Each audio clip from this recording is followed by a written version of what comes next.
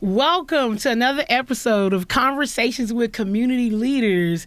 I want you guys to hit like and subscribe right now. We're trying to get this to the world. We have one of the top brokers, right? I gotta say broker and realtor. Yep, that's right. Because there's a big difference. There's. And we're going to talk about that later because I want the audience to understand that that's another level is when you become a broker.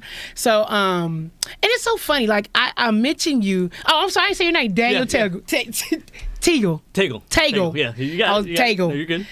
So I mentioned Daniel to a few people. Like, I'm like, hey, I'm interviewing one of the top real estate brokers. They're like, wait a minute, Daniel? I'm like, I show them your picture. They're like, I know that guy. I'm like, I know everybody knows that guy. Like, he's like one of the top. And I was mentioning to Edgar, Connor, and Bunty. These are RT people. And I mentioned you to Edgar. And Edgar's like, wait a minute. I think his mom taught my sister, right? Yeah, that's right. I was like, you never know, like, how impactful you can be on people is by having, like, being in those spaces. And but what I know from Edgar is that your mom was awesome. Oh, yeah, yes. Like, she's a great teacher. She made a good impact on her students.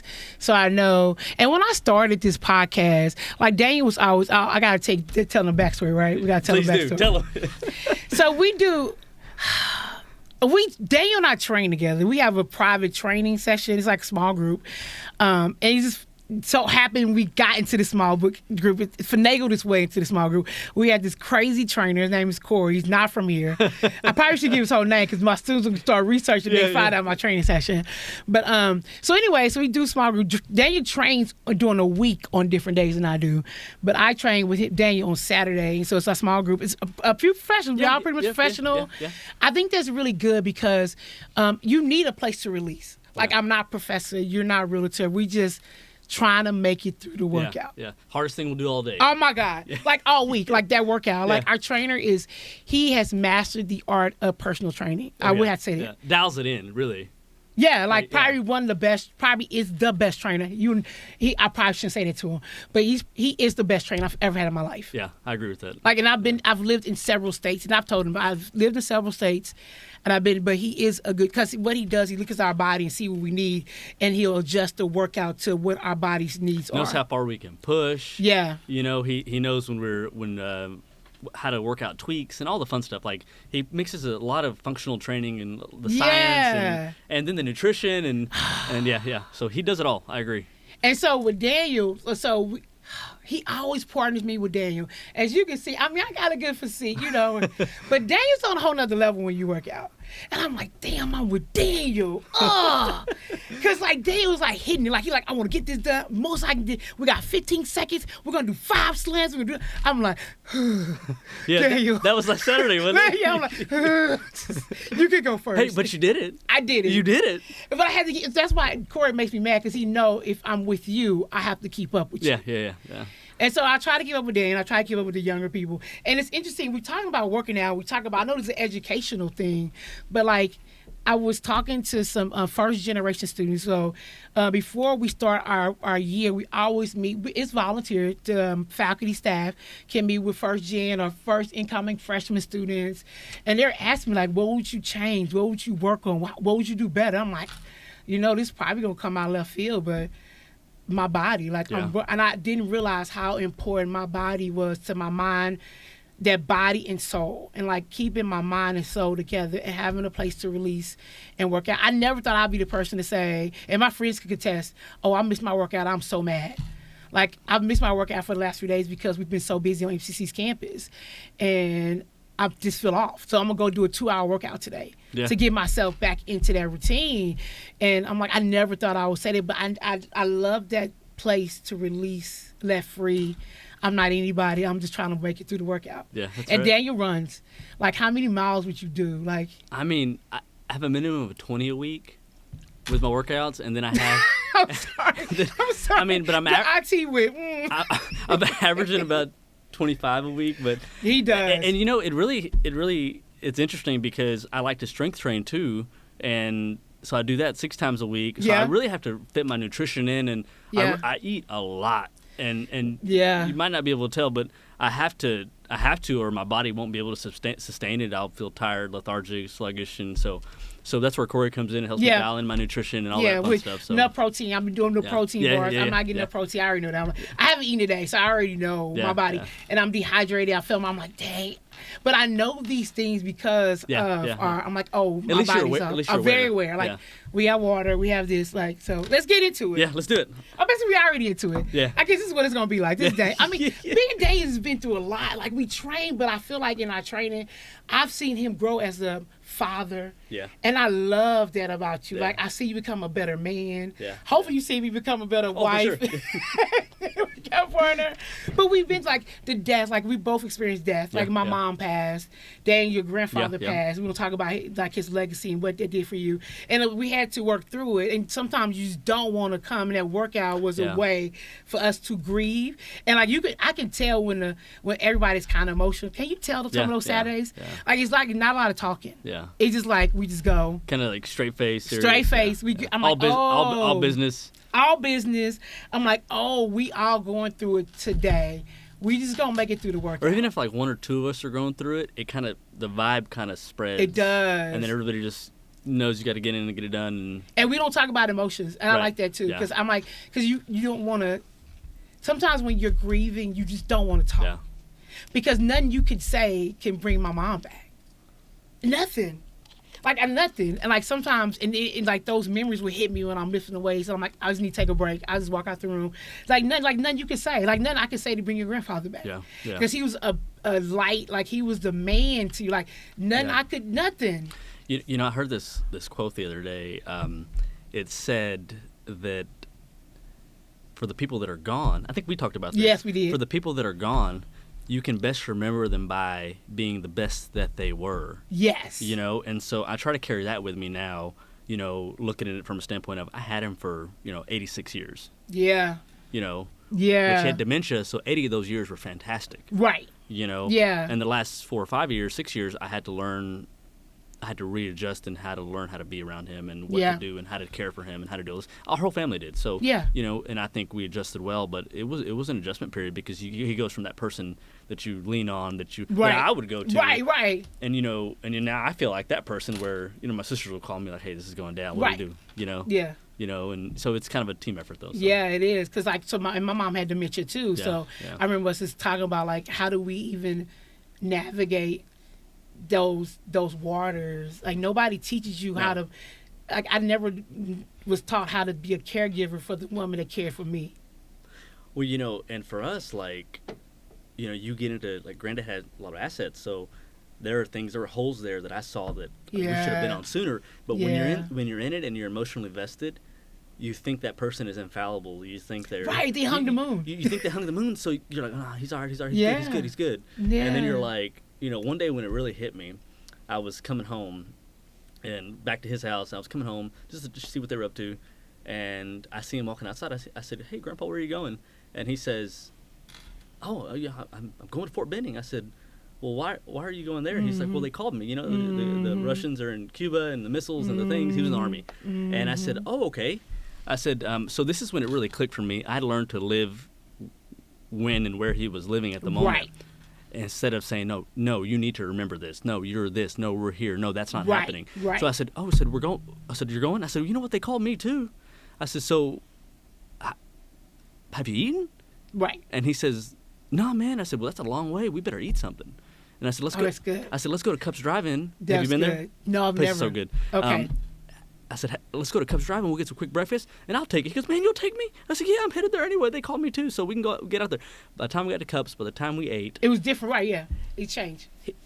Ate, we drove home, didn't talk about it ever again. That was the last time we talked about Fort Benning. Yeah. So, interesting, but anyway. Yeah. No, that's actually good, really good, because I had to teach I had to learn that. I had to learn it too. Yeah. And I would listen to podcasts as well about aging. And they were like, no, Mom, I'm like, no, don't know, wherever she's at.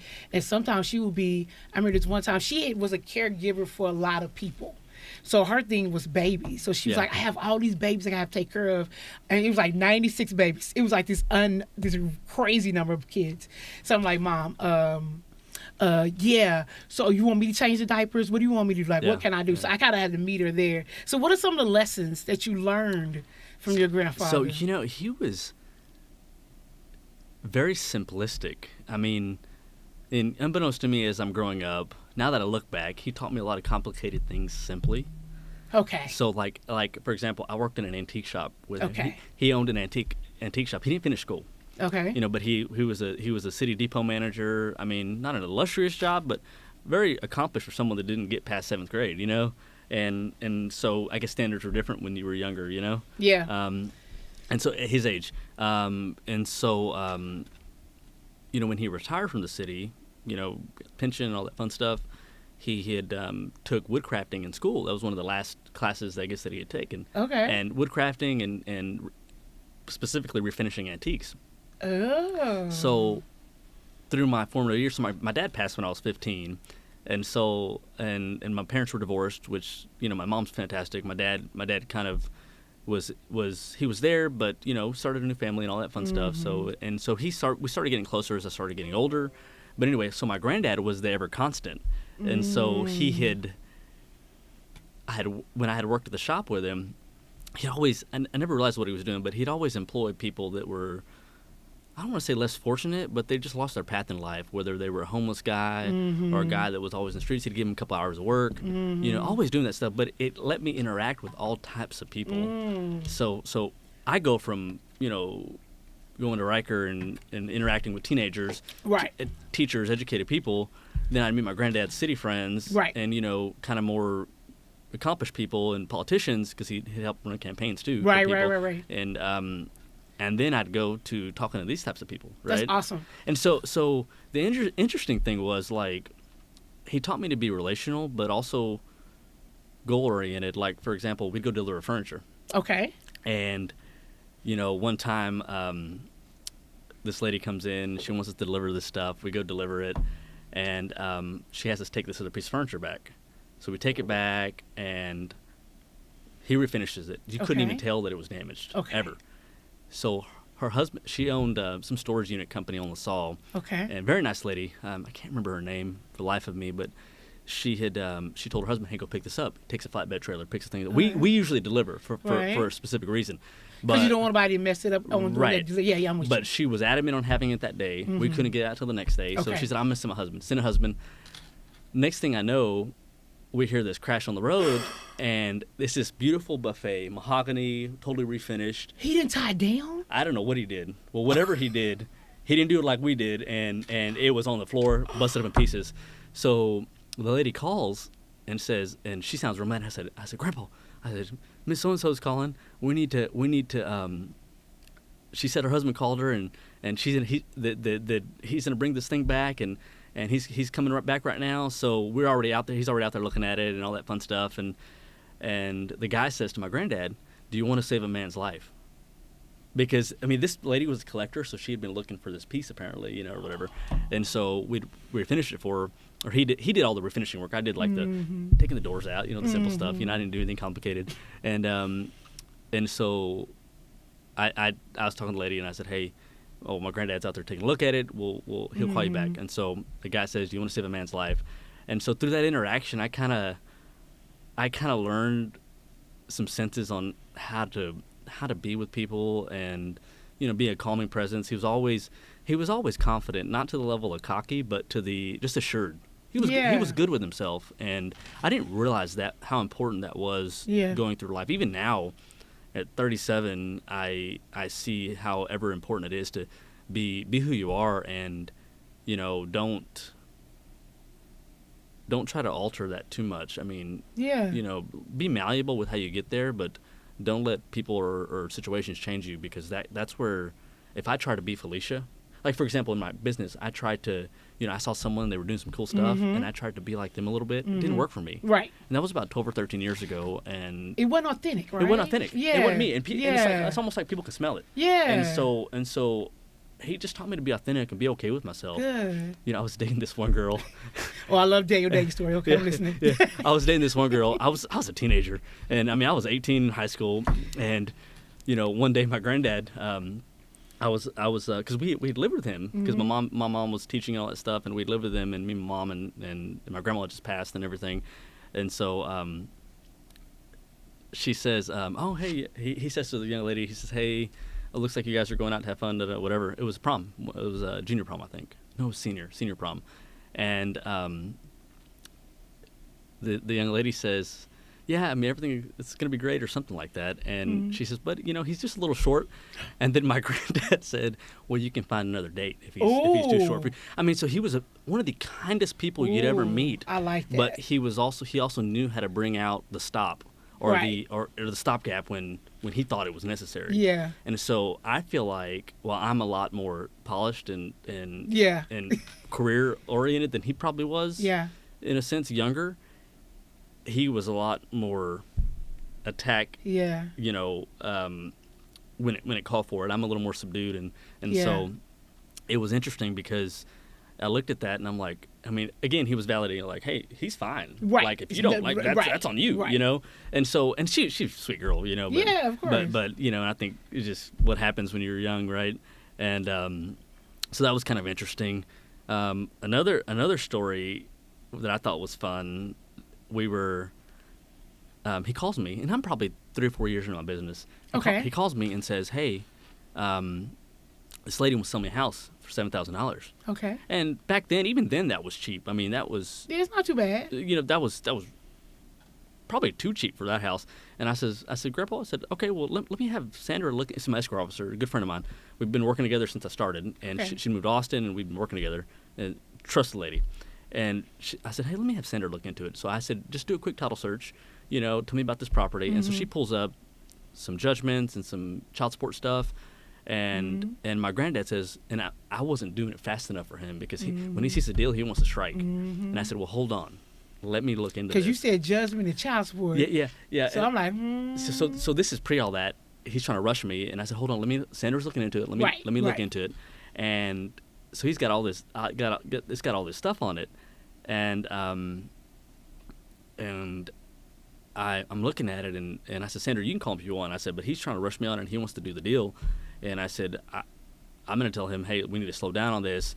And so he asked the lady about it and told her, hey, my grandson can put the contract together, but we're going to need these things cleared up. Well, essentially, she owed more than she was trying to sell it to us for. Oh, no wonder. She was trying to sell it to us like, quick, hey, let's go. Yeah. I mean, because you can do that. Yeah.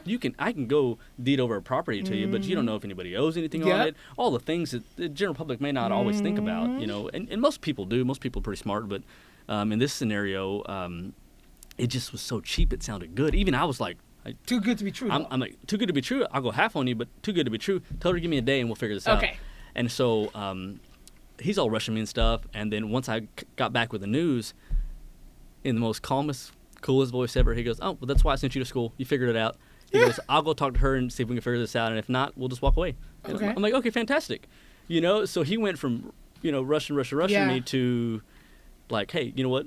That's why I have you, Yeah. And so, but I kind of like that because it made me feel validated, made me feel like, okay, well, I've got my place, so that was fun. He always knew how to push towards getting everything level and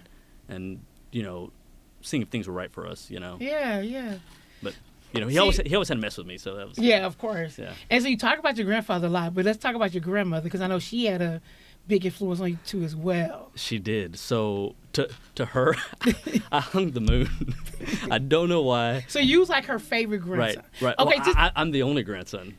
Right, but and for Daniel, to the audience, Daniel has a twin sister. I do. Yeah. So she showed favoritism. I wouldn't say favoritism.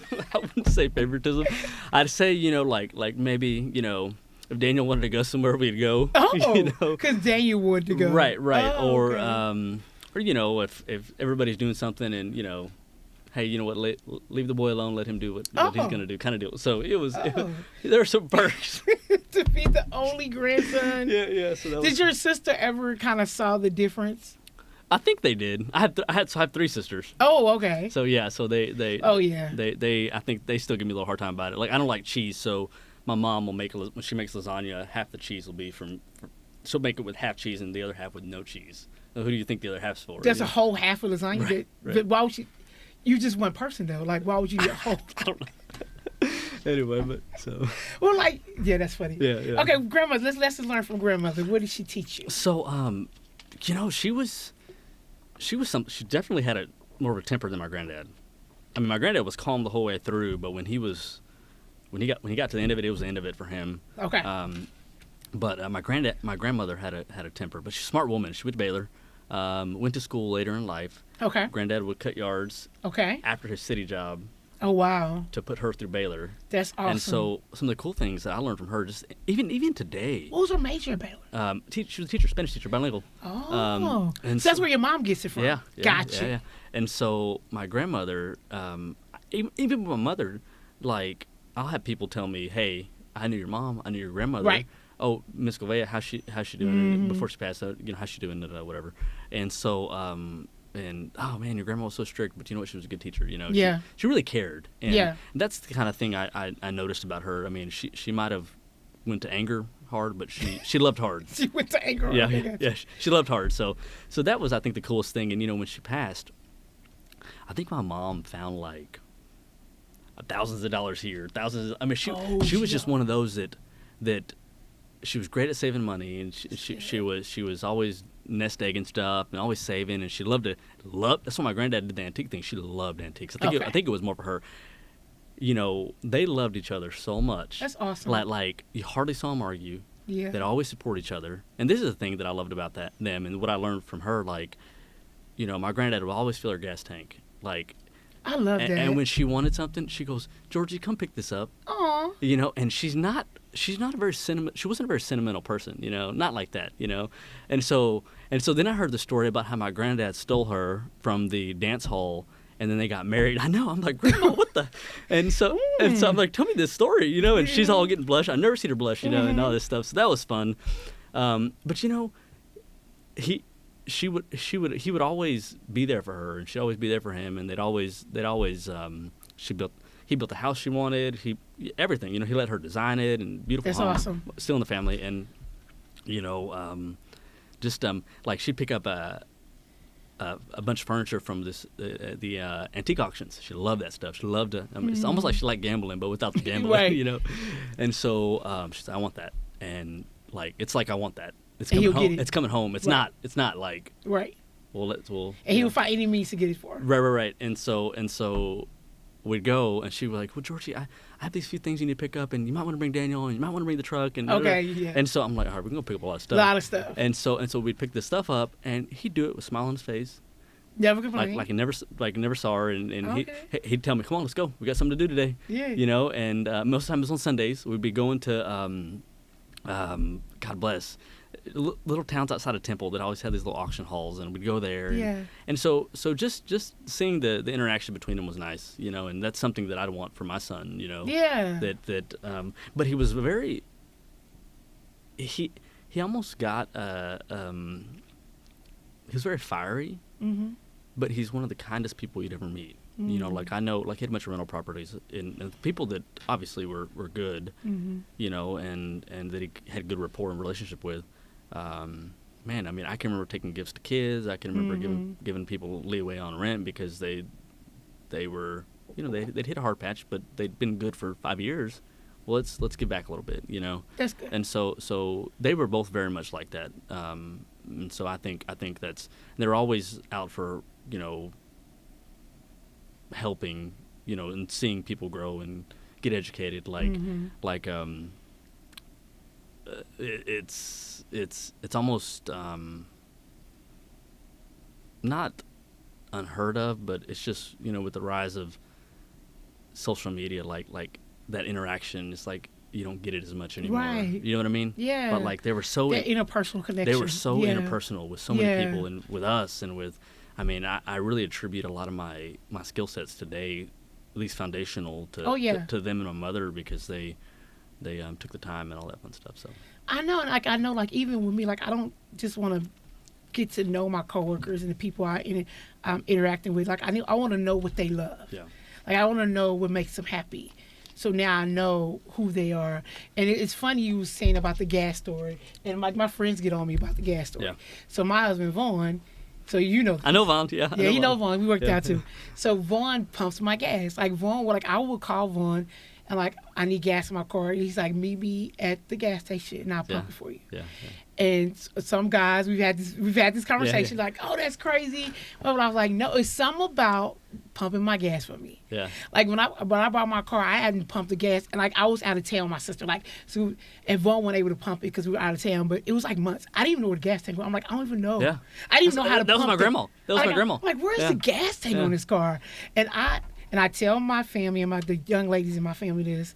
I actually stopped dating this guy because he would not pump my gas. Yeah. I was like, you are not the one. I mean, for me. line in the sand. It was a line. And I know that sounds simple, but I feel like it was respect. And the small details. Small details. Like, I do things for you, but like, I don't see. Chivalry is still alive for me. I'm okay with some chivalrous things. If I don't mind driving. But you know what the interesting thing about my granddad was? He was almost modern before it was modern. That's what I loved about him the most. Because he let your grandmother go to college. Like he paid. Like yeah. But like, does that make sense? It does. Like a man from his era. But it doesn't. But like it does now. But like I was going to say, a man from his era doesn't. Right. Yeah, right. Especially your cultural background. Like that's not like.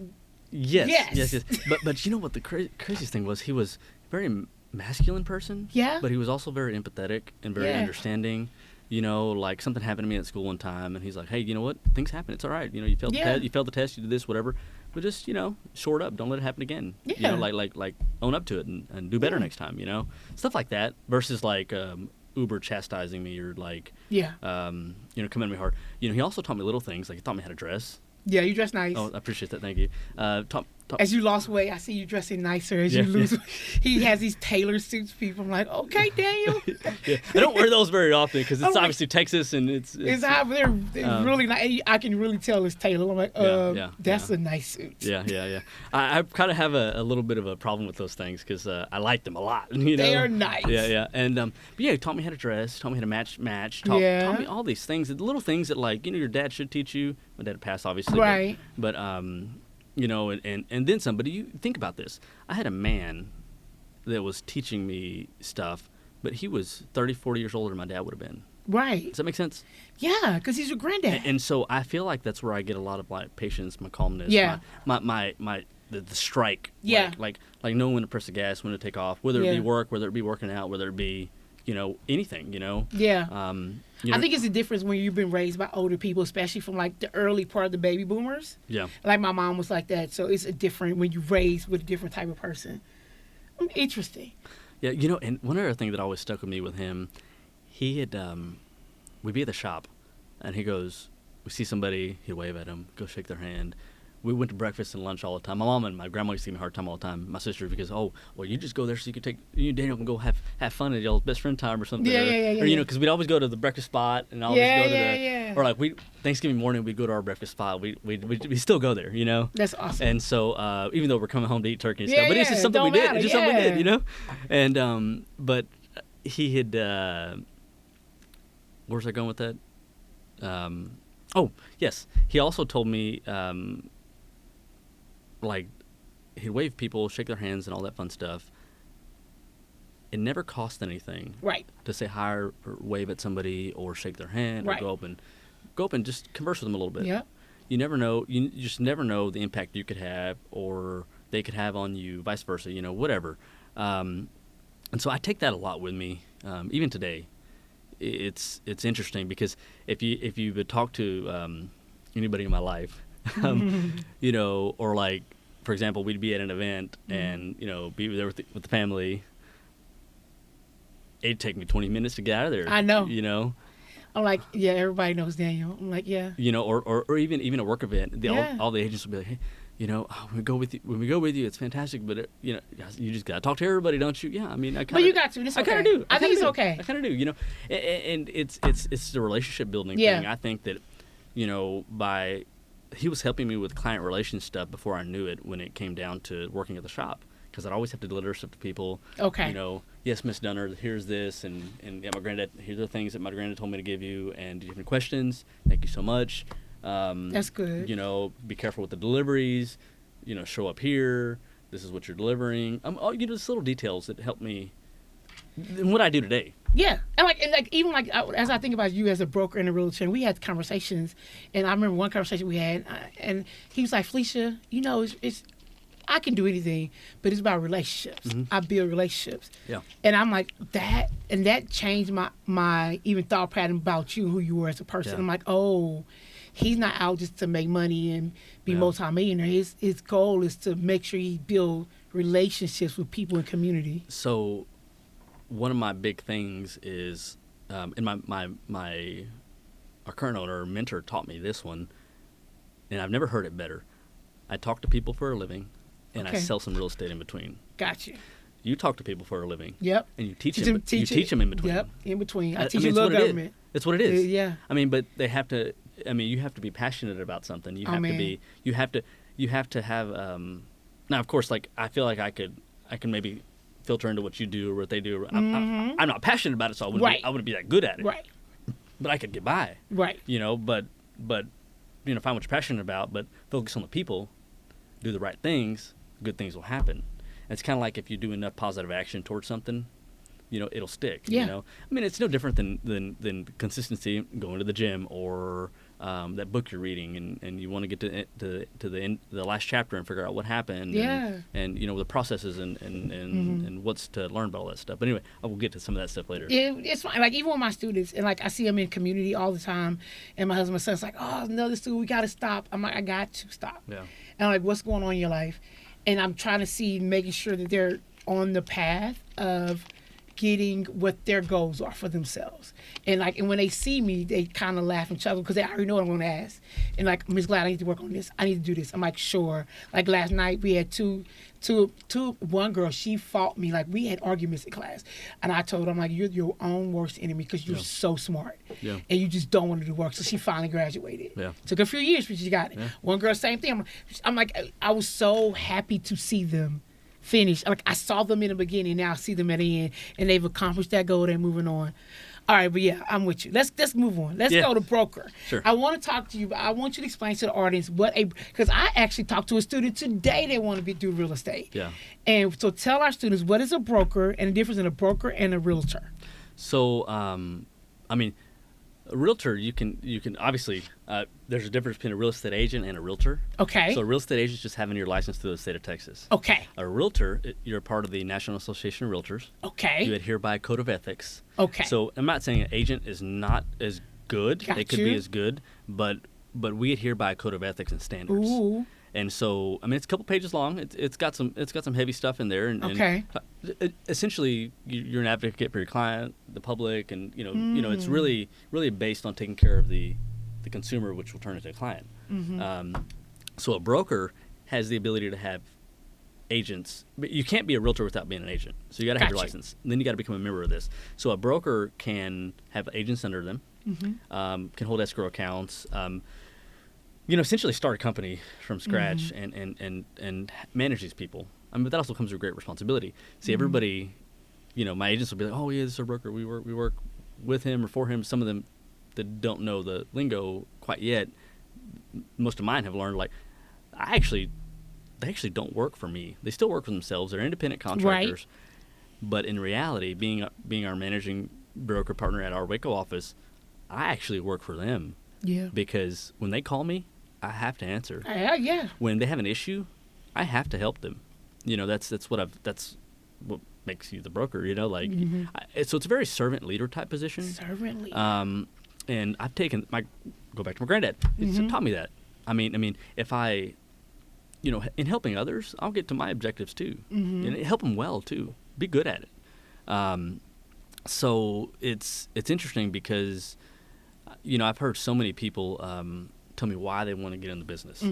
But what really perks my ears up, I've been just looking for a job, this is what perks my ears up. Don't use it against me. But, okay. But when you tell me you want to help people, because with helping people and everything else is easy. I was talking to somebody the other day about getting their license, and you know, she was asking me all about it. And I said, smart girl, contract's easy. If you can read and have basic comprehension, okay, and you're good with timelines, and you're a hard worker, all that stuff is easy to get. It's the aptitude for helping people. It's the having some empathy. It's having a little bit of get up and go when it comes to like taking care of your people. That's where the difference is. You know, I feel like when I started, I was young, and dumb. I didn't know anything about business, but I mean, it played to my advantage because in a sense, I look back and I missed out on a lot of opportunity, but I also had the leeway to do it. Didn't have any kiddos, didn't have a family. Right. So you can make those mistakes. You know, I had the room to make them, so that was nice. But I was talking to her about it, and I said, you need to focus on the relationship part. Yeah. You need to focus on the people, helping the people, building the. I said, because all this contract stuff, all the showings, all the listings are not going to come if you don't have the people. Got you. I mean, same politicians. If they don't have the support, they're not getting in the office, and then they're not going to do anything. Right. Does that make sense? Makes total sense. So this is why my granddad taught me that too. Like, this is why I feel like I can do anything. Got you. Like, it's almost lunacy, because like if I tell myself, like I was in visiting my nephew. He's having a baby. Him and his wife are having a baby. In Georgia, right? He's on he's a nuclear engineer on a submarine. Dude's way smarter than I'll ever be. But I don't know why he calls me for a bunch of stuff. He always does. Okay. We're always chit chatting, I guess, because whatever. And but I told myself, I was like, I'm gonna take it easy this week. Okay. Do you know I ran a half marathon in the Georgia heat? Oh, I know, I saw. And I did a full workout afterwards. I'm like, you know what? Media. I'm like, you know what? I'm just gonna do this.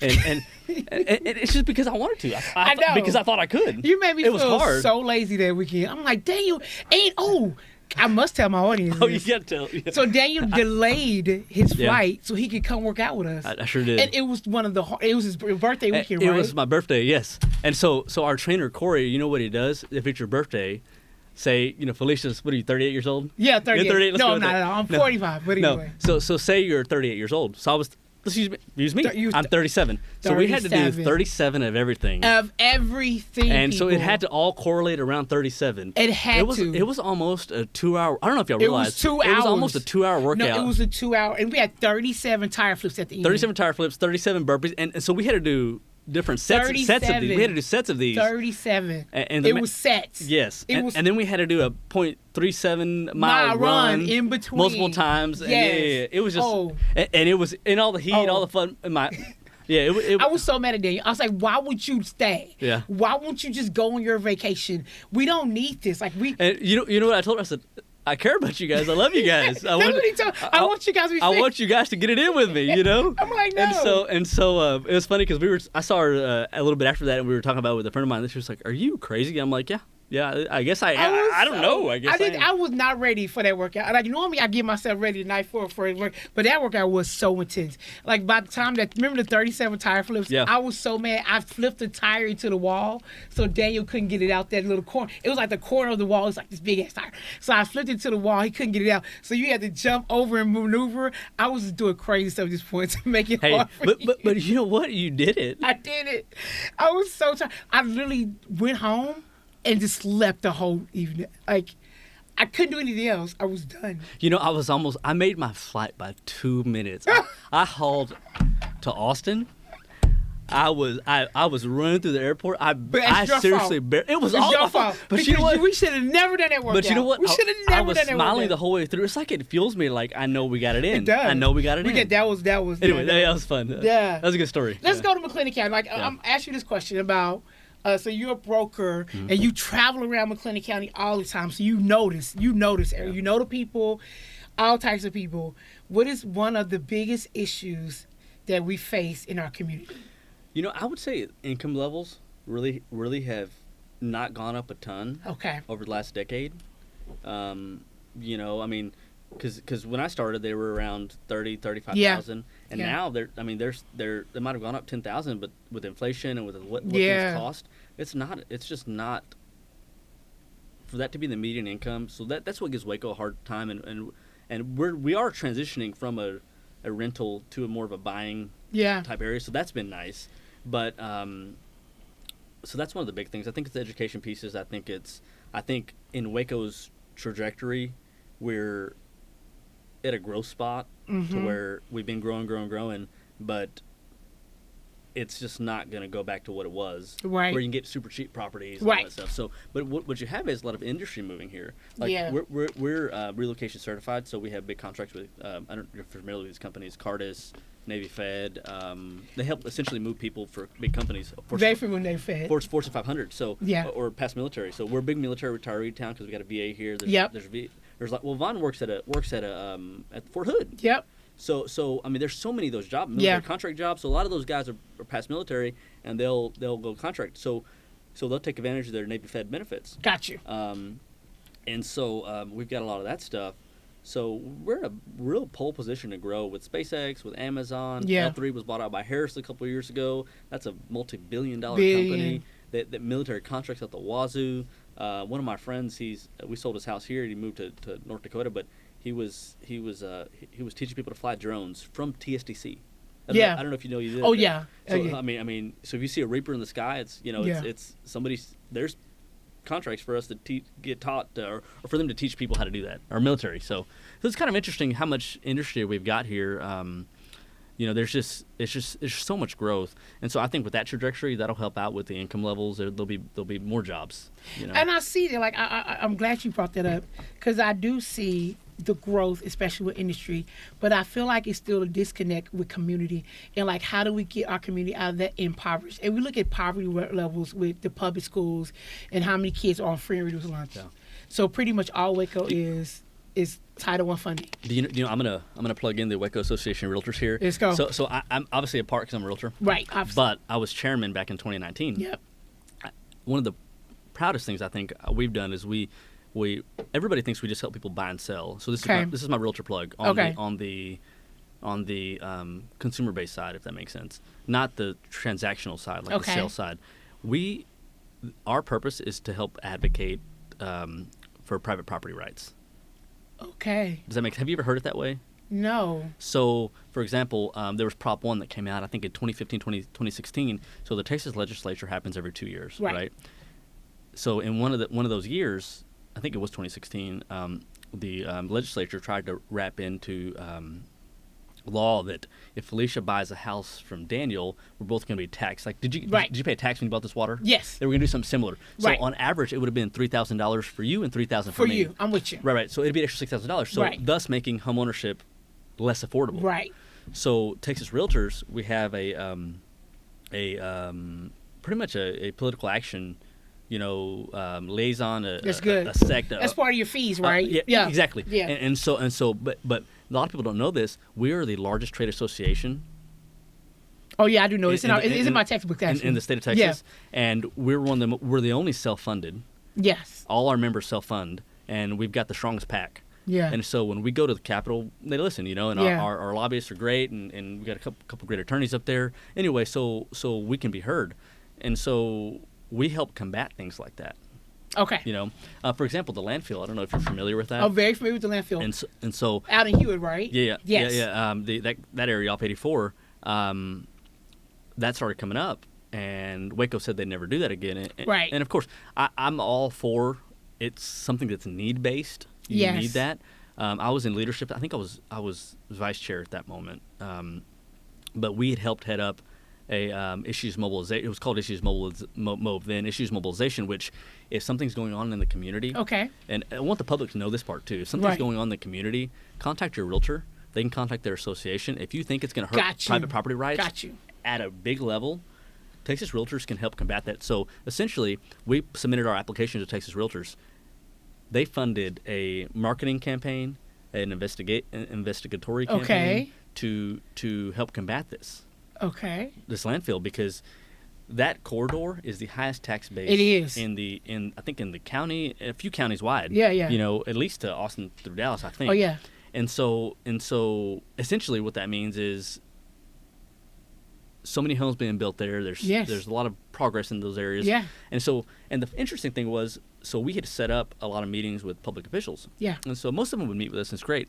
And one of the ones that I knew, I think she felt a little sandbagged. Okay. But I said, listen, we represent the public. Yeah. You represent the public. We're not trying to sandbag you guys. Yeah. I said, we're just saying find an alternative means to this. It's gonna be hard though. It was, and they found one, and not everybody was happy, and I get that, but but when you talk about that, it's like my suggestion, which obviously was at that point I didn't know was unrealistic. I don't know enough about that type of stuff. Yeah. With disposing of trash and all that. And it was easier because the other one was already located right there too, so it was just like a little easier to put the second one right, not too probably far. less costly. Yeah. I get it. Yeah, and so Texas Realtors helped push that off. Okay. And so didn't know that. Yeah. Okay. Yes. So that's a few points that I'm particularly, I don't know if I want to say proud, but I know we made an impact. Yeah. And I'm not saying I have a house over closer to where that landfill is, and so it's like that. I heard people say, well, would you want a landfill in your backyard? Yeah, they've had it in their backyard for 30, 40 years. It's got to go somewhere. So my suggestion to when we were talking to our politicians and stuff, like, hey, maybe they can find alternative technologies. Yeah. Reach out to other cities. Yeah. Which I'm sure they've thought of that before. Yeah. And but I mean, it doesn't hurt to say it, right? And so I think that stuff just was probably too costly. Maybe they did do it. I don't know. Yeah. I don't keep up with it like that anymore. But once we got what we, I think cities are now looking for alternative technologies too, like landfill trash removal. That's the next big thing. We have a lot of trash, and like that's a whole nother conversation. So that's circling back. That's what I really like about being a Texas Realtor is that we advocate for private property rights. We don't. Gotcha. I don't just help Felicia buy a house and I make this and make my money and leave. Okay. I mean, I've even gone scientific for me. Like I like my kiddo likes this. Little Daniel. Yeah. He likes this cupcake place. Okay. I had my wedding cake made there. Okay. Laura's a good friend of mine. Sweetness Desserts, very good if nobody's ever been there. Get a plug. Yeah, I got to give her a plug because she's always hooking me up. We give plugs. We give total. As long as it's a local business, we give plugs. Yeah. Local business. Big chains. But local business, I'm giving plugs. Yeah. So I saw how much she loved that place. And so I'd always given Starbucks cards and movie tickets to my clients when their birthdays come up. Oh, that's nice. But I started, like, Laura was like, hey, you should try to give him a 2 cupcake gift card, and I can just bill you at the end of the month. And so that's nice. We've got that relationship. But in transitioning, I didn't realize some people weren't using those Starbucks cards and movie tickets. I'd pay for them, and it's money gone. Right. So from a business aspect, I was being more efficient, and I could see who was using what, and and to know that it's going somewhere, Right. And if they didn't use it, it didn't cost me anything. And so, but from a feel-good standpoint, I've got so many messages, and this is what I really enjoy from the relational side of things. Because I imagine little Daniel sitting there getting a note from somebody he really doesn't know, but he's seen me before. Right. And he's looking at it, it's like Dad, they told me happy birthday. They go get your cupcakes. And that's cool. So I like to stay plugged in past the sale. Yeah. Because, I like that. I like that when people do it for me. Yeah. And Daniel likes cupcakes, and so we went there. And so I just something I can enjoy on a personal level with my clients, even though they don't see me and talk to me all the time. So I really enjoy that part. It's almost I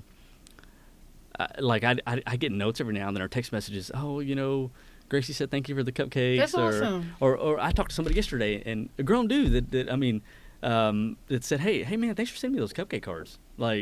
50 years old, man, I appreciate it. Doesn't matter. Cupcakes good, It's gonna bring a smile to your face no matter who you are. And so, but it was his birthday, so it was heartwarming to know that I like the relational part of it. Yeah. It's I think it's one of those things I like. So that's awesome. Yeah. That's awesome. So tell us about something like the favorite book you've read that really kind of had an impact on your life. So right now, I've been doing an audiobook. Okay. I haven't been reading page for page like I should be. I know, but it's fine. You do. Really audiobooks fly. I've been doing an audiobook. It's called Can't Hurt Me by David Goggins. Can't Hurt Me. Okay. And talks about his story. He's ex-Navy SEAL, ultramarathon. Oh, works out all the time. I already knew. Had to be. So if you ever hear Corey saying who's going to carry the boats? Yeah. And the logs, that's what he's talking about. Okay. And so it just it put all his feats aside of, lost this much weight in X amount of times to qualify to go to Buds or to run this ultramarathon. It's perseverance, it's his mentality. Yeah. It's like I was whether it's walking, meditating, yoga, reading, whatever it is, like school, work, persevere through that stuff, get it done. And it's just about having that mindset, just get it done. It reminds me a lot of my granddad because it'd be I have a soccer game, and man, it's cold out here. Man, it's hot. Get it done. You know, he thought the same way. But I think it's that era, you know, that maybe that type of person. You know, but Can't Hurt Me really talks about just callousing your mind and doing the hard stuff. But see, it's interesting because it talks about, it's almost like at a primal level, like you do this stuff. That's the hardest part of my day. It is. Do you understand? You understand. I do, but you don't make it look like it's the hardest part of your day. It is. Like, you do it with such ease. No, it's not easy. So that's why I'm jealous sometimes. I'm like, I am trying to breathe. I mean, I've had to up my volume because I've had to, like, my muscle endurance, I've gotten better running, gotten better lifting, all the things. So you got to up your volume, or you got to. And it's true, and I do too. And like, you're really strong. Like, you really are. Why do you think we're lifting? We lifted about the same. Yeah, like, you're very strong, you know? And I look at my husband, I'm like, you just doing that 25 pounds? Yeah, I heard you tell him that. I'm like, what the shit? What are you doing? Yeah. I know you can lift more than that. Yeah, like, come on. Yeah, come on, Vaughn. You know, and so he gets so frustrated. I'm not hurting my shoulder. So, but you just don't make it seem, and that's why I think that's improved me in my professional career as well. Because I'm like, I can get through this workout. I can make it through. But you don't make it seem like it's easy. It's almost like this primal thing. Like you. Okay. You. It's something so built into our core that we can all do. I agree. And it's something so built into our core that it makes you better at everything else if I do this. Agreed. And if I do this, and if I do this, and if I do this, and if I do this. Agreed. And then I have little Daniel watching me. He doesn't know the dad that used to go out all the time, or the dad that was 215 pounds, or 210 pounds, or whatever I was, or he doesn't know that dad, you know. All he knows is me. Yeah. You know, so yesterday we were walking to the park, and I'm walking. I say walking. I was having to run because I got him a bike. Oh yes, he's gone. He's gone. So I'm running pretty much. This is my third run of the day, and I know. I didn't plan on this one. Gotcha. And so, but we've had the bike for about 2 weeks, so I've been learning. Like, I'm wearing my running shoes, and I'm tying my shoes, and I'm making sure I take water because for him and everything. And he'd so we stopped to take a break. I said, "You want some water, son?" He goes, "Yeah, we get some water." And he goes, "Dad, I'm tired." I said, "I know, me too." So we had about three-quarters of a mile to get back. And then he goes, "Let's do some push-ups." What? He starts doing little push-ups, and and little Daniel's so funny because like when we do push-ups, like, he'll jump on our backs, like he'll be an extra weight. Yeah. So I'm like, little Daniel, this is too much. So we would like tell him to go over there, go and jump on their back. Yeah. Go jump on him. Go jump on Monty back. Go. It's like a game, but you know, it's interesting because my conflict resolution has gotten better. I agree. I'm not aggressive, but it's like it doesn't scare me to not that it did really before. I'm just better and faster at it. I think quicker. Yeah. I think on my feet. I do more in less time. Agree. You know, put the aesthetics aside. Yeah. That's what I enjoy. Yeah. You know, it's just kind of like you just work on yourself. You know. Yeah. And so that's the interesting thing about it. He also talks about this deal where. In his mind, he figured out how to unlock extra power that we've all got. Okay. So like for example, remember last week we were slamming the ball and yes, you know, yeah. And you know, I'm like, hey, get the ball over your head. Yeah. We're both doing it. It's like if you ever see me go faster towards the end of it, I think about the 40% rule. When I'm tired, I've only hit about 40%. Okay. And I believe that now. Okay. And so now, what about the rest of 60%? If I can get past that little bit of tiredness or weakness in my mind or that says stop. If I can get past that, it's like fuel. Like use that to go. Yeah. I use that 60% to lay on my couch. Yeah, I can't do it no more. I mean, hey, that's okay. You know, no, I can't do it anymore. I have to go push through. And sometimes you need that, you know. But it's interesting because he talks about that. Like, hey, find out how to lock, even if it's 5%, unlock a little bit of it. Yeah, because I'm not burning enough. That's what Corey was telling me. Like, I'm not burning. So I have to do longer workouts to get into that fat burning mode longer. Yeah. So I'm noticing I have to do it longer, at least an hour and a half, 32-hour workouts. So it's almost like unlocking that to go a heck of a lot further than you thought you could. I think I need to. Because we run at the end of the workout. You were running. You did that mile at the end of the workout. Yeah, and I mean, a year ago, I thought I was done. I was like, I'm done. But you know, like, okay, so it's like this. It's another guy I listened to named Alex Hormozy. He talked about what confidence is. Okay. So what do you think confidence is? Don't know. Okay, I'm going to tell you what I think it is. And I heard it from him. Okay. And so I really like this definition.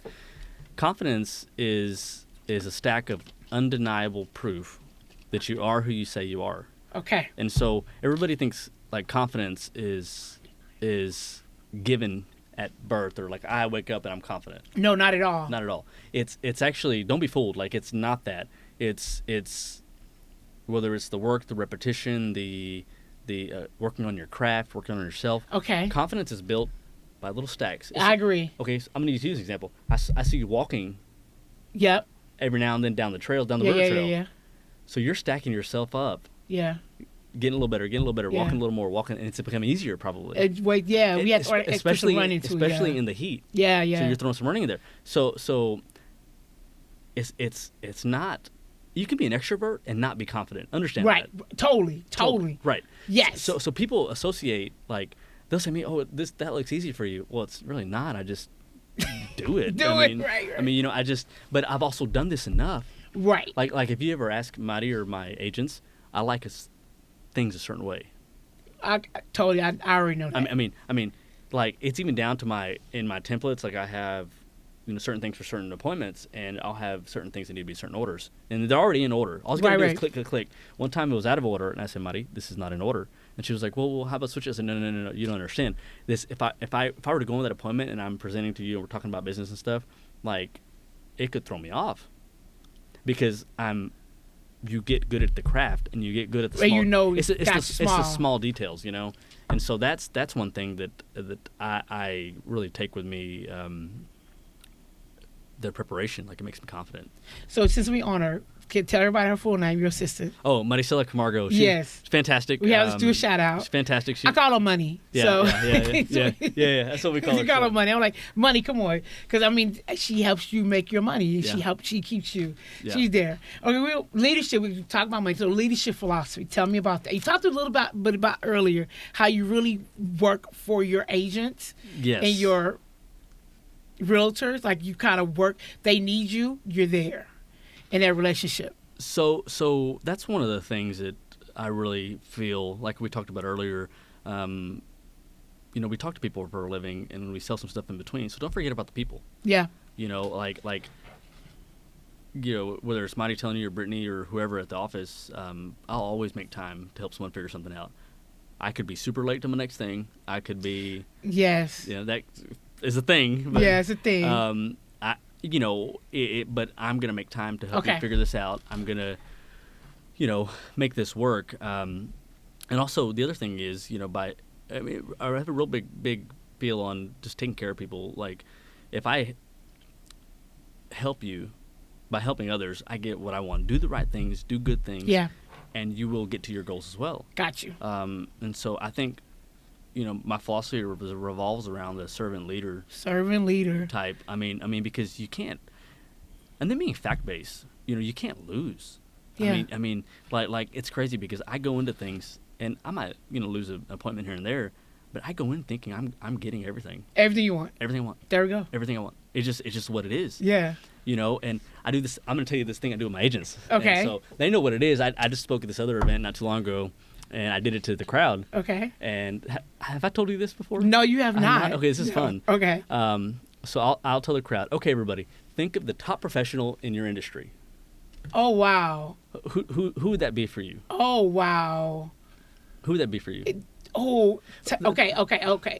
On your level. I mean, on my level. On your in say whether it's campus, whether it's through the collegiate associations or however that works. I will say somebody here, Amy. I'll say her name, Amy. Okay, Amy's probably fantastic. She is. She's so smart. And then I'll say Amy and Tika. So I'll tell people, hey, take 10 or 15 minutes. It's a rhetorical question, but if you want to tell me, you can tell me. That's fine. Sure. So I did this with a crowd of people. There's about 50, 60 people there. And I wait about 15, 20 seconds again. Yeah. And I said, if that's not you, if you need to think of you in your own head, then you've got to go back to the lab and you've got some work to do. Oh, man. Damn. That's so true. It is, though. It is. Yeah, because my mind went to somebody else. Right. But that's human nature. Yes. We're always comparing each other to each other. Agreed. And so, be the best version of yourself. Okay, I'm with you. And so that's my point. Like I was talking to one of my agents about it, and she was like, "Oh, well, hey." They were like, "Oh, you got us," and then it's like, no, but I want you to think. you've got all the capabilities Yeah. to be that person. Yeah. Take it, grab it by the horns, And so that's one thing that I really, while yes, be a servant leader, be confident in your abilities. I'm with you. Own them. Okay. And if things aren't working out for you, like, go back to the lab, figure it out. Add some extra things in there. For me, a big thing was I didn't think I had time to, like, what we do now. I didn't think I had time. Like this morning, I ran 3 miles, worked out with Corey, made myself breakfast, went to the office, worked on a few things, and came to see you. I used to drop Daniel off at school. I didn't think I had time for all that stuff. Right. And now I'm like, I got all the time. We do, right. I have the time. Like, I've been doing 2-hour workouts. Yeah. A day. Like, I've got the time. Like, I'm like, I just make it, like, I prioritize that in my life, and it makes me happy. One of the big things I've been doing for Daniel he's been at Bishop Lewis Riker the second year. He's kindergarten. We were pre-K 4 last year. Yeah, we was talking about that. His son's go to private school. I'm a big public school person, but anyway, he's gonna keep it in private school. I'm like, I went there, so it's just kind of. But you had the other element with your grandfather that helped you see other people a part of community. Yeah. That, like, I think, look, I'm big. So you had a whole diverse. Oh, for sure. You were so diverse. And honestly, that really helped me. It does. Because Daniel will be downtown. He'll say hi to everybody. He does. And I'm like, he does. And at first, he does. And sometimes I'll look at the person. And he's 5. And they won't say they won't say hi back. And he's like, they didn't say hi to me, but that's okay. I'm like, yeah, that is okay. It's okay. It's fine. Or sometimes he'll say, and he'll try and talk to him. I'm like, yes, I'm sorry. And then I think to myself, why am I apologizing? He should be. He fine. should be, like, he's with me. He should be comfortable. But it's a good thing that he's being so. He's okay with running into just anybody, diverse people. Yeah, that doesn't matter. And I've got him at stores. I'll let him pay for stuff. I'll tell him, you go tell him. That's good. You tell him you want a Sprite. Yeah. You tell him you want this. So, but one of the things I like to do with him in the mornings is, I'll tell him, hey, let's be a friend. Let's have a good day. Let's. Cool. Let's. Dad's proud of you. Do a rundown. You're happy. I'm happy. All these things. But one of the things I really like to do, no matter how much I'm in a rush I'm in, I walk him to the auditorium. I park my car. Thank you for parking, not waiting to the line to drop you. So you're not in the drop-off line? Yeah. Good. Get my butt out. Okay, and that's walk fine. Him there. I wish other parents would do that. And he likes to get on Go park. So don't stay in the drop-off line. Do this. People probably think I'm crazy, but he likes to get on my shoulders. I don't know if you noticed that. That's not going to last too much longer. I don't know. You got maybe another year. I don't know. He's getting long too, so right, like I'm having to. He's a solid 5-year-old. Yeah, he's solid, very solid. And so we were at HEB the other day, and he's just wanted to be on my shoulders. He was tired, just ready to take a nap. Yeah. And so everybody's like, "Dad, that's a great workout," or and he was like this on my head, on the top of my head, and so we got some fun comments for that, but. I just taking the time to walk him to class or walk him to the first meeting in the morning where the principal talks. Just taking the time to do it. Every now and then we're running late and I can't, or even if I'm running late to Corey's, I'm like, you know what? I'm getting my butt out of the car. I'm gonna walk this boy as far as I can take him. Yeah. And because this sounds cryptic, but what if it's my last day here? I agree. You never know. I would regret to the ends of the earth if I'm looking up that I didn't walk him to class. Yeah. Or didn't. And he has those memories. Or like when I'm tired, I was tired the other day, and he wanted to go ride his bike. I said, you know what? Let's go. Let's just freaking go. Yeah. So I already know who inspires you. That's like the next. But I think it's little Daniel. Yeah. That's your inspiration. Oh, for sure. In a different way, it's almost like he. I guess it's our kids for all of us. They bring this oh my God, this other side out of us that more empathetic, more and when they're that young, you remember Chris when he was that old. Oh my God, you have to focus. You do. You don't. They don't have a lot of give for that. And like my son, he sees the world so differently than I see the world. So he's teaching me those, like just his seeing the world, and we brought him up in an environment where he sees people for who they are. We don't look at color, we don't look at race, no matter what gender they are. They're people, if they're good people, bad people. And it was funny because it's just now, like when he was younger, he didn't know how to describe people. I'm like, oh, that's your friend. He's like, oh, it's a boy. Yeah. Yeah. Oh, they're tall. I love that about him. Yes. One of the fun stories I heard from Daniel's school, his teacher, Miss Moreno, came up and I had lunch with them, and we were sitting down, and then she says, "Hey, you can walk them to. They got to take their trays back to the cafeteria deal.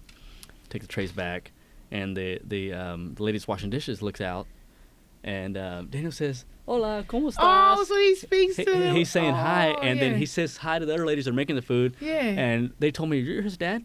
They said, "You know, he tells us hi every day. That's good. And tells us thank you for the food or something." And you know, and the lady says he always tells me hi. It's this one lady in the back, and so I'm like, man, I didn't know he was doing that. That's awesome. And so I thought that was kind of neat, and he was just, it was just little personalities. He's his own person, you know. He is. So I enjoyed that, you know. And it's funny, keep doing that, because like Vaughn used to do, we will make Chris do that, make sure he speaks to people. When he sees somebody get up, shake their hand, and like eye contact, tell them your name. Like and I used to tell him, I was, "Oh, yes, you're being too rough on him." Like, no, he needs to learn these skills, how to interact, how to speak to people. Don't be afraid, be confident. And they've got great memories. They do. They do. I've taught him my phone number. Yep, he does. He knows it. Yeah. He tell you the other day? Yes, he tells it. And like all kinds of things. I mean, they're so intelligent. They're like sponges. And they are. But one thing I admire the most about, he doesn't even know he did this for me. I quit taking myself so seriously. Yeah. Like, they make you be a better human. I did too. Like, I'm like, because this meeting I got to get to, yeah. or this whatever, like I can take the time to walk into class, or I can take the time to do this, or, or prioritize my day better. Yeah. And take care of my priorities, and then, leave for what's tomorrow. You know. Yeah. It's like I was over here, letting ego come into play. Yeah. And he kind of dumbed it back down for me, and it's like I had to adjust because he needs me. Yeah. But he also helped me grow. Right. Sense? Oh no, it makes total sense. If you're a parent, I'm a lot more patient, and you're a reflective parent, and you try to be the best parent you can be, they make you become better humans. Yeah. Like kids make me, like my son makes me a better human. I see my students differently. I understand like people with learning issues. Like, oh yeah. So what would you tell your younger self? Oh man, I mean, I was always in soccer shape. I would tell myself to be more functionally fit. Fit. Like I am now. Okay. I can run, I can lift, I can do all the things. Pull-ups, push-ups, everything. Gotcha. So from the physical side of things. Right. From the mental side of things, don't be so self-conscious. Gotcha. Don't be so worried about people. Don't let anybody steal your joy. Ooh. Because a good friend of mine, one of my other mentors taught me that one. Just don't let anybody steal your joy. I mean, you're in control of that. Your happiness somebody shouldn't control that. I'm sorry. Yeah. Because that's what I say to Corey. Like, remember when he gives us hard workouts, I always say, you're not going to take my joy today. Yeah, that's right. Like, you're not going to take, you're not going to, and Daniel just laughs. He asks to do some crazy stuff. I'm like, oh, you are not going to steal my joy. No, not today. not today, sir. Not today. So I think that's one big thing I would tell my younger self. Of course, I had a couple other great mentors. Jim Carr, one of our owners. Okay. He's fantastic. I mean, I learned that man is one of the smartest men I've ever met. Yeah. Can create something out of nothing. And can just really learned a lot from that guy. I was lucky and young and had someone like that, because I think if I would have been Waco based, I wouldn't have been put in these positions as soon as I was, because him doing that, I was chairman of our association. Gotcha. It led to so many other things that were so fulfilling for me. Now, like, I've really taken a step back from, I was involved with the Hispanic Chamber for a while, and then our board for a while. I've really taken a step back and just focused on business, my son, and all that stuff. But, I'll probably be getting out and doing more stuff like this, which will be fun for me now that, because it's just all I can focus on versus just a bunch of other things. Does that make sense? But yeah, I would definitely go back to the younger self stuff. I would probably get fitter sooner, and probably not be so self-conscious. Not be so worried. That's a good one. Just be okay with myself. Yeah. I guess that's a better get fitter sooner. I agree with that one. Yeah, because I took advantage of those 20s. I sure did too. Yeah, because I ate all kind of crazy and stuff. then eating, drinking, all this fun stuff, and then next thing you turn around, and you're like, oh man. Yeah. I was like 300 pounds. I was a shadow of myself. I don't know who this person is. Yeah. Last thing, what's your life's purpose?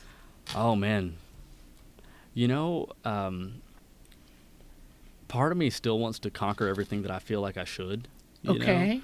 But just being a good human, being a good dad. Yeah. I mean, it's so simplistic. Yeah. You know, it's just like, I mean, and that kind of resonates with everything I do. Just being a good dad. You know, and you know, I was listening to this guy talk the other day, and it talks about, you know, ages 0 through 6, 0 through 7. It's like you'll never get those back at all.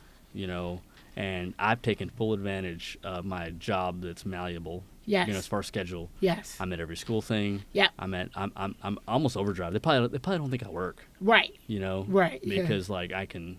Yeah, you can be. Like, and that's what this profession has allowed me to do with my son Chris. Like, I can be at his functions and I be at parent meetings, and I probably need to be in more parent meetings, but. Because, you know, I want to be that good parent, but I'm like, I don't really want to do anything. I need to get out of that mode. Yeah, like, I want to be like a good PTA person. Like, oh, she's do PTA. You know, but I don't really I had that in my head originally. I had that in my head originally, but I just, with everything that I do, it was just, I couldn't make the PTA meetings, and and Daniel really don't want to go to that stuff, and like, I'm just, you know what, let's focus on this, focus on the close. Yeah. But you know, yeah, just being a good human. That's awesome. Because honestly, with, you know, the refined version, I feel like the more refined version of myself, the better version of myself, the broker part, the fit part, I mean, that's quantifiable. Yeah. That's all easy. That's all in the schedule. That's charted out. But the time with my kiddo, or you know, I just won't get it back. You won't. You know, or even then, like I can sleep very well at night, just with my practice with my business, because it's just like you get used to being a certain way and doing things a certain way and creating a certain reputation. While it's good and people respect you, it's also, you just have to do the right thing a lot of the times, you know.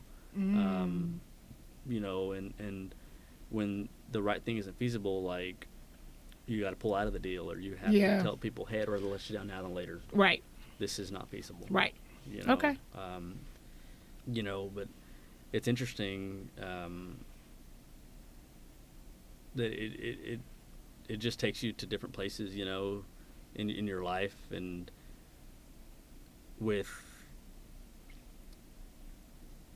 just trying all the time to please everybody, or do this or do that or whatever. And so you just have to just try and do the best you can and be a good person and be a good human, and and you know, that's about it. So alrighty, thanks for coming on. Yeah, no, it was fun. It was awesome. You have anything you want to plug your business? I mean, we're gonna plug you on the site. But that's good enough for me. Plug me on the site. You know, obviously that's. Any other words of wisdom you want to leave for our students or our community at large? You know, I would just say, man, just, if you want to do something, just do it. Yeah. You know, a guy, he actually just recently passed. I write it on the top of my schedule every day. Okay. It says, "Do it now." Do it now. Do it now. I need that on top of my schedule, because I have a long to-do list, and I need to. Yeah. Don't waver. Don't falter. Don't. Okay. Just do it now. Okay. And so I think living that way, I would say do that. If you want to get fit, do it now. Do it now. Now, of course, it's going to take planning and doing in small increments. Or if you want to get, you know, better at your craft, you know, take that class. Do it now. Yep. Refine your business. If you haven't worked on your Excel spreadsheet or your templates or whatever, do it today. Yeah. You know, make some time. You've got the time. That's true. So. Yeah. I want to thank you so much for coming on. It's been awesome. I could talk to Daniel for hours. We do it all the time. I want to thank all my IT support, Edgar, Connor, Bonte, who never shows up anyway. My private editor, Paula Unger. She helps me out a lot with this podcast and is giving me ideas and people to interview and talk with, and just move the conversation. Make sure you like and share, and I'll see you next time with Conversations with Community Leaders. Thanks.